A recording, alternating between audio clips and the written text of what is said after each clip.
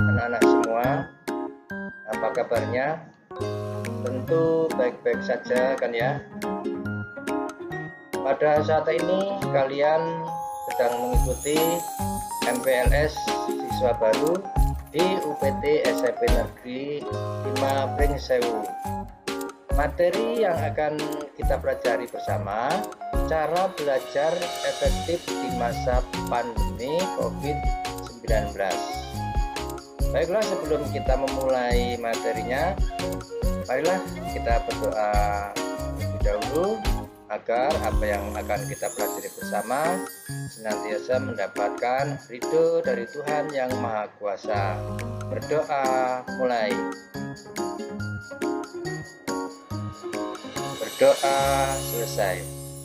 Sebelumnya di sini Bapak kenalkan nama Bapak, yaitu Bapak Giat Sutono SPD MM. Apa itu pembelajaran di masa pandemi?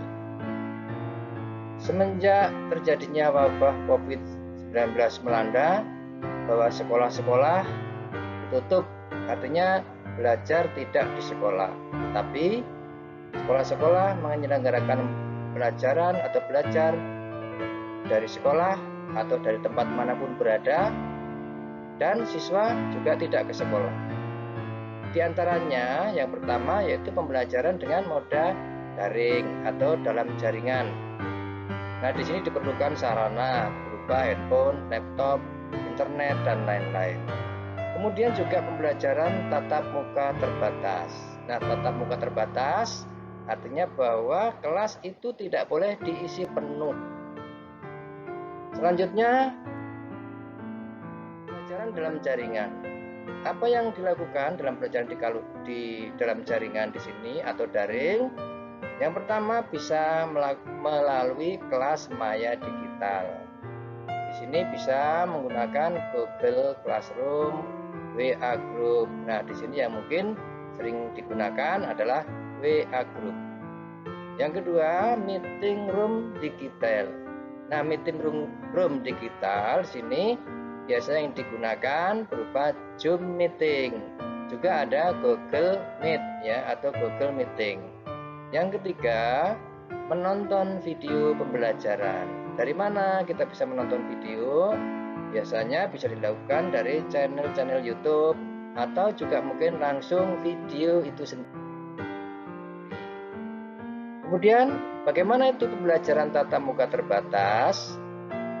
Pembelajaran tatap muka terbatas ini ada beberapa hal yang harus diperhatikan.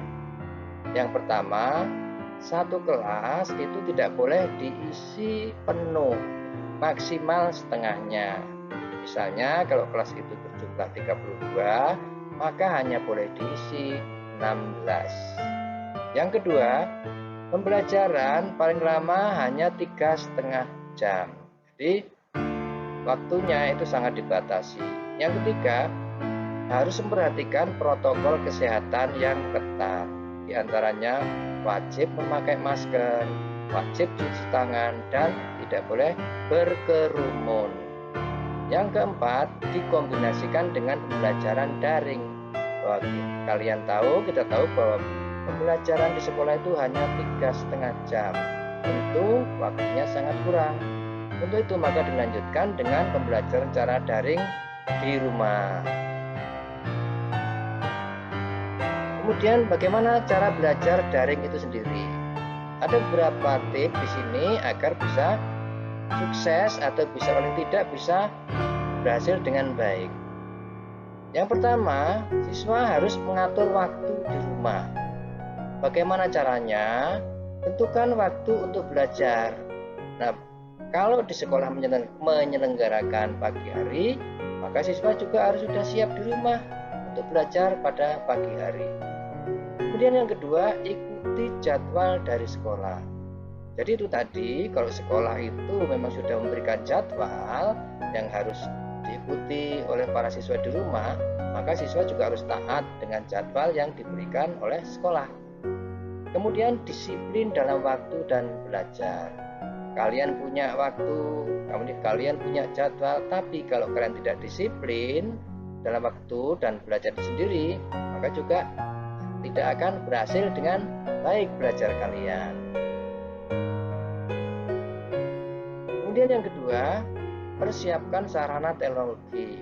Apa yang harus dipersiapkan dalam pembelajaran daring?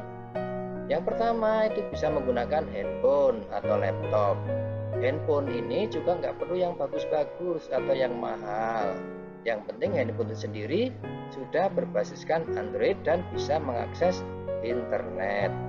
Kemudian dalam handphone itu sendiri, gunakan aplikasi sesuai kebutuhan. Jangan semua aplikasi yang tidak perlu kamu download, kamu pasang di HP kalian, sehingga nanti akan mengganggu HP kalian di dalam bekerja. Kemudian jaga ruang internal penyimpanan handphone kalian. Artinya di sini handphone itu harus menyiapkan ruang yang sewaktu-waktu nanti ada tugas, ada file dan sebagainya, nanti bisa masuk di handphone kalian.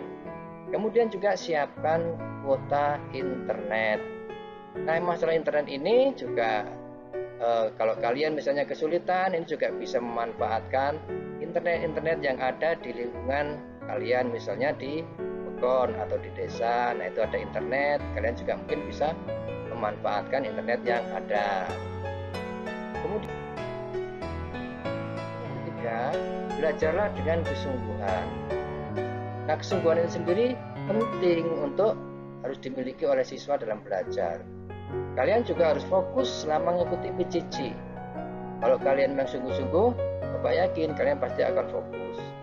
Kemudian selain itu cari tempat yang nyaman saat belajar. Artinya supaya tempat-tempat itu sendiri kalian menjadi betah untuk belajar dan kalian memiliki semangat. Kemudian disiplin saat belajar. Jadi apa artinya? Saat kalian belajar, ya harus belajar.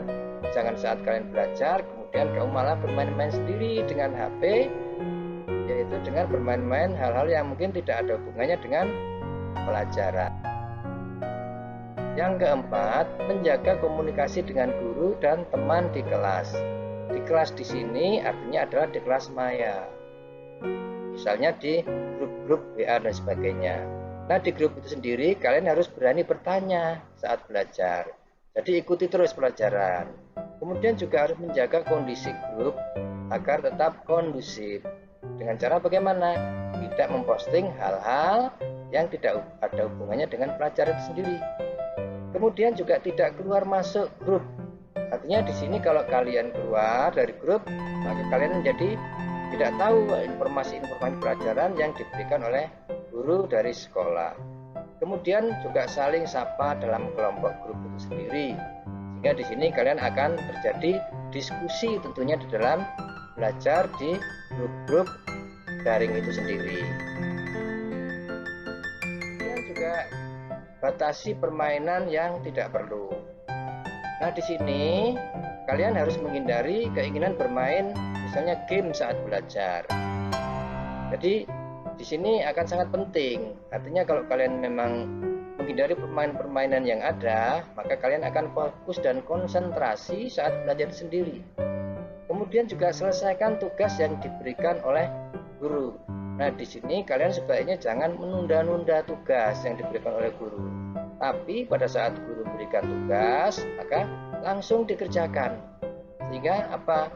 Tidak numpuk tugas sehingga nanti kalian akan merasa kerepotan sendiri dan kesulitan sendiri yang berakibat kalian tidak mengumpulkan tugas dan banyak tagihan. Kemudian kalau misalnya kalian ingin bermain game, bermain secara game offline, artinya jangan game online, karena di sini kalau game online akan terjadi pemborosan dan juga nanti akan bisa meninggalkan pelajaran. Baik para siswa sekalian, demikian materi tentang belajar di masa pandemi COVID-19, dan selanjutnya nanti ada tugas-tugas yang akan diberikan. Oleh karena itu persiapkan, ingat-ingat tadi apa yang disampaikan oleh Pak Guru di sekolah, kemudian nanti kerjakan tugas sesuai dengan perintah. Semangat terus dan tetap belajar.